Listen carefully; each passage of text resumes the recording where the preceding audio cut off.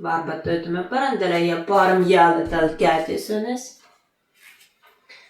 Ja puus langetame, kontrollime põlv ja kand paralleelselt. Ainult esimene töö, tõukame kätega ja põlvega põrandast ära, sirutame rinnakorv ettepoole. Vintame selgroogu, reelihased, kõht ja näälihased lõdvistame. Ja puus liigub tahapoole, parem jalg on sirge, käed vabalt liiguvad koos kehaga. Kontrollime puus ühe kõrgusel ja vasat põlv ja puus paralleelselt. Ja esimene töö, sirutame rinnakorv ettepoole. Natuke vintame selgroogu ja paremal jalalihased ja süvendame ettepainutust, pea ripub.